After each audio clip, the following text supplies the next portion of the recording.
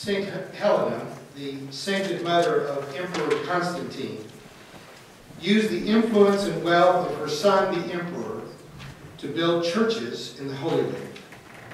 3 centuries after the events described in the Gospels, she went to Jerusalem and initially built a church where Jesus was said to have been buried. And then she went up to Bethlehem to build a church where Jesus was said to have been born. Now, I've been to both of those churches a few times, and I've also been to Jericho, where a guide showed me the actual sycamore tree that Zacchaeus climbed up into so that he could see Jesus when he came to Jericho. Now, Helena was no archaeologist who was determined to preserve history. She was a devout worshiper, and so she asked people in Bethlehem where Jesus had been born, and the locals showed her a shepherd's cave. And rather than enshrining it and preserving it, she had the entire hill excavated and built a new shepherd's cave out of precious marble and built the Church of the Nativity over it. Visitors to the Church of Nativity are often treated to a plaintive tour guide who says that the manger in which Jesus was born is not on display there, not because such a crude wooden device made to hold hay would have turned to dust and ash thousands of years ago, but rather it was stolen by the Roman Catholic Church and is housed in the Vatican. The absurdity of that claim never seems to trouble Israeli tour guides, nor the curators of the Vatican treasures, who have no intentions of giving it back, even though the state of Israel has asked for it for many years. Even though that manger that is in the Vatican, which I have also seen, has no more to do with Jesus than I have with managing the caviar trade in Russia. Sometimes it's just hard to embarrass religious people.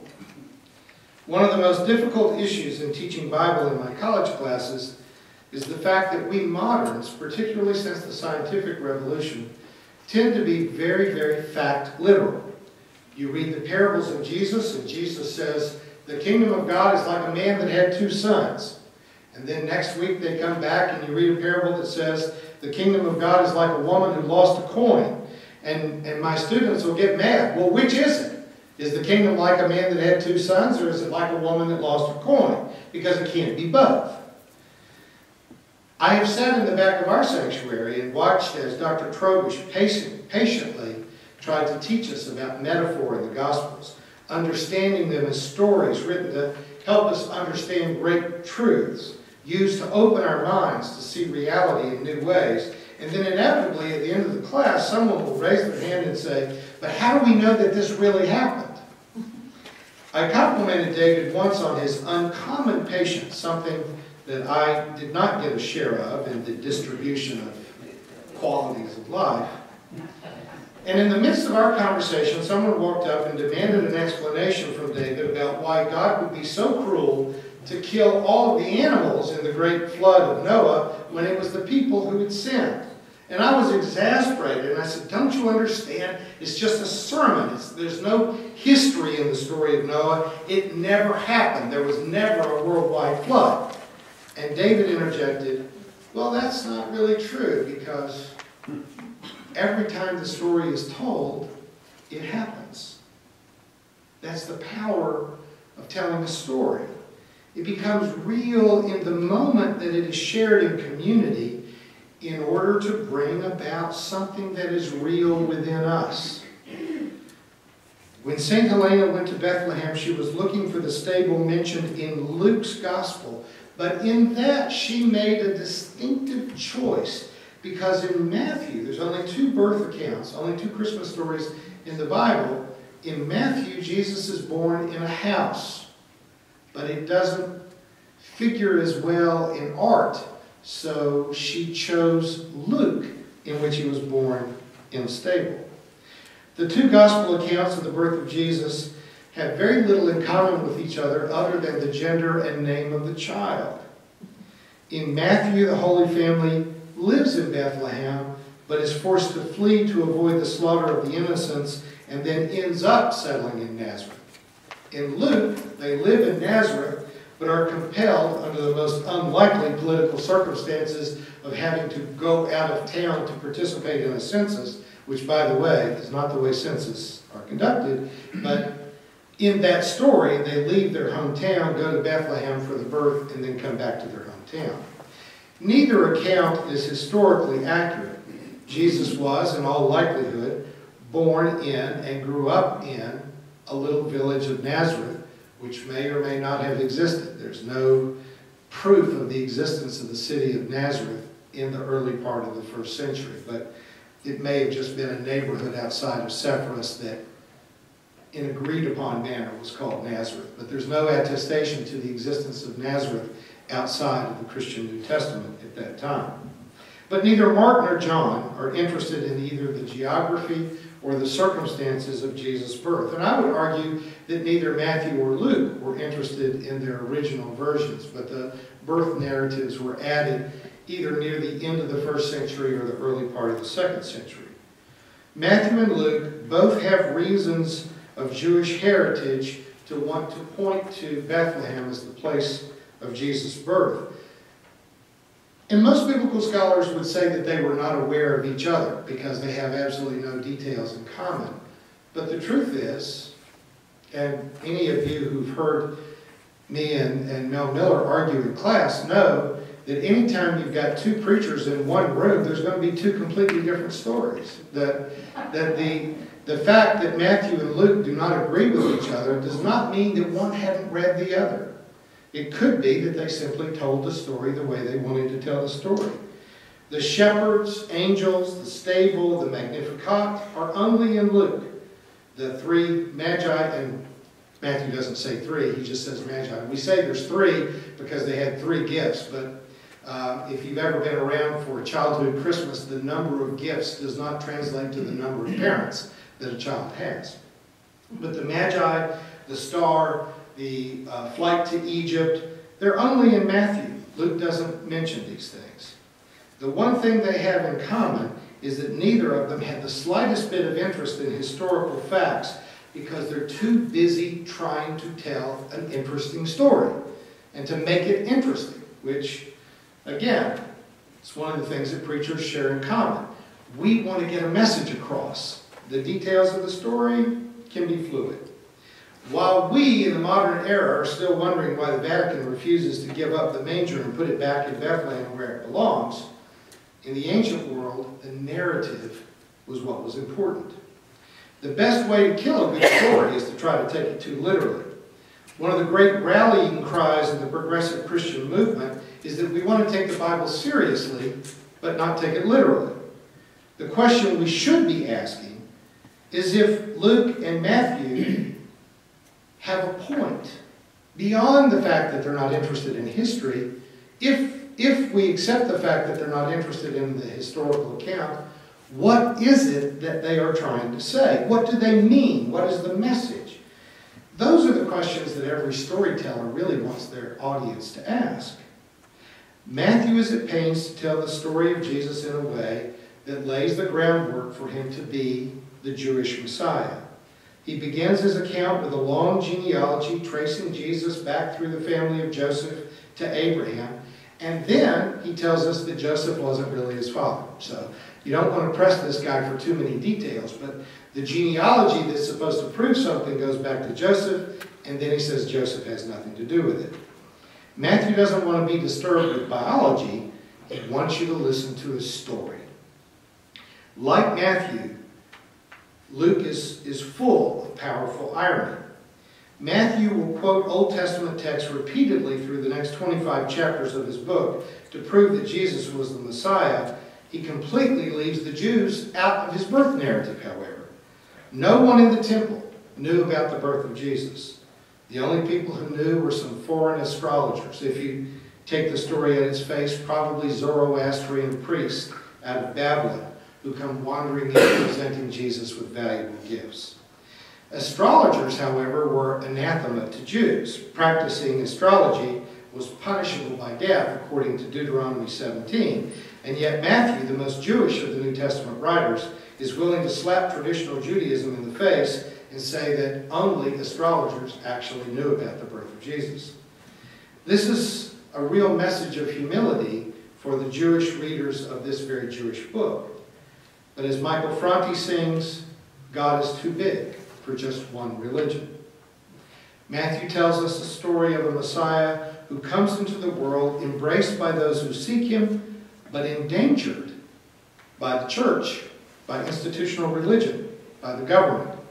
And folks, that's the way the message of Jesus has always had to survive. The priests are indifferent, and Herod tries to kill him so that Jesus is aided by members of another religion and then is forced to flee as a political refugee.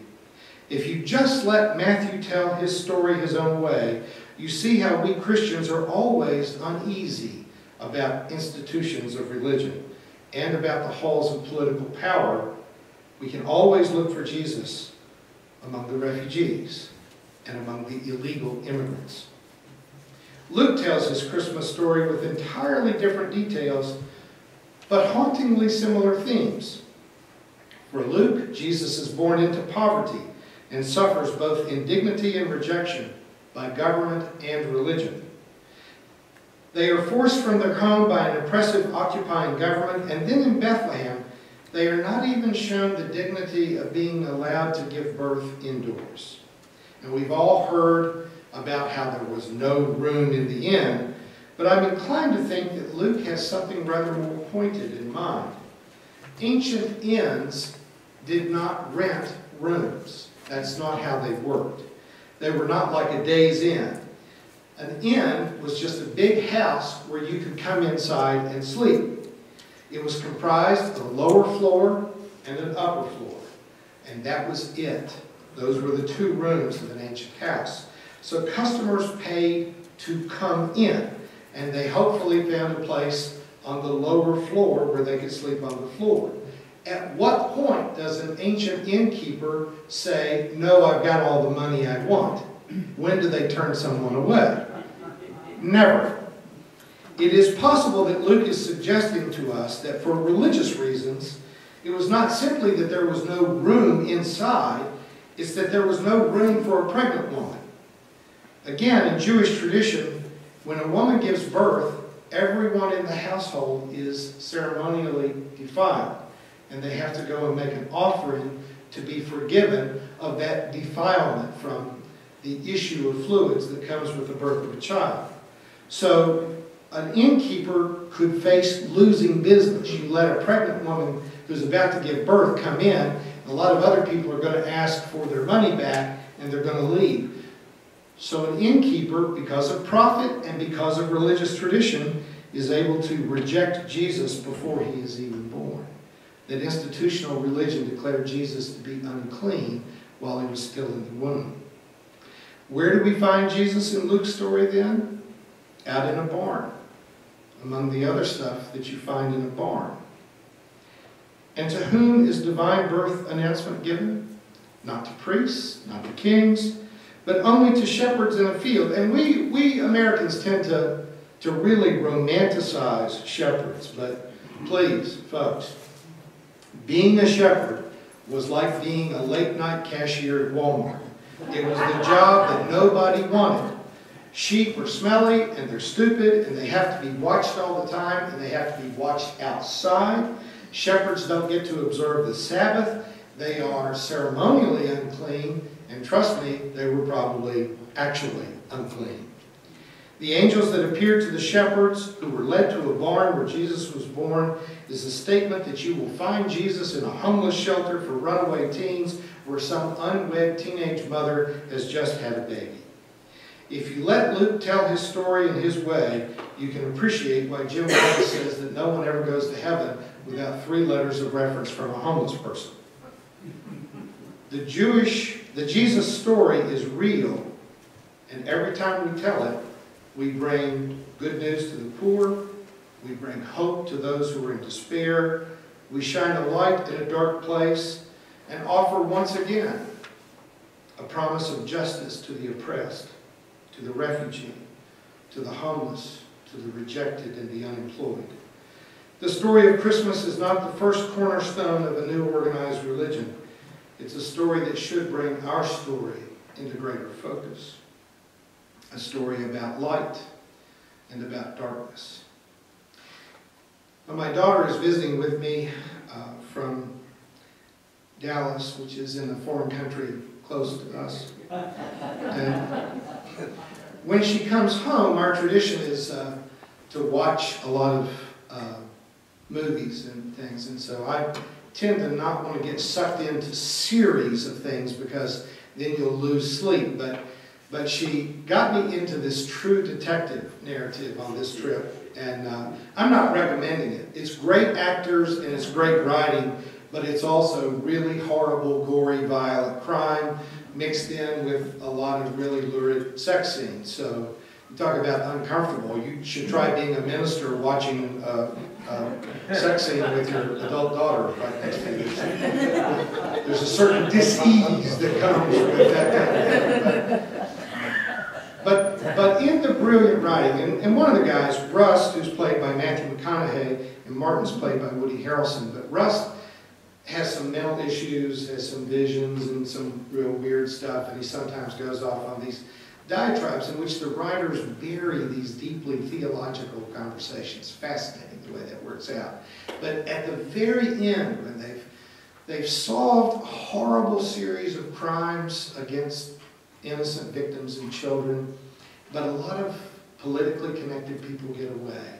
And he's talking about growing up in Alaska and looking at the stars, when you don't have TV and you don't have a computer and you just lie in the open and stare at the stars and make up stories. And he said, it really finally comes to me that that's the ultimate story, the battle between darkness and light. And Woody Harrelson's character, Martin, looks up at the night sky and he says, yeah, well, the bad news is it looks like there's a lot more darkness than there is light.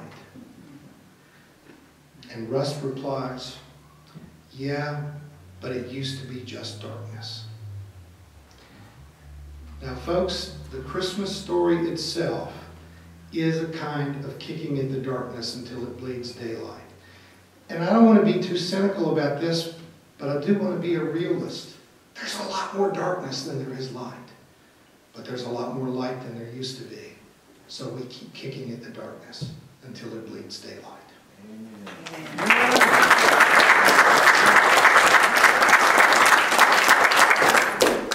You have been watching a progressive Christian video from the Community Christian Church of Springfield, Missouri. We encourage our viewers to donate to our efforts in feeding the homeless and hungry of our community. Write to us at Rev. Dr. Ray at AOL.com for more information.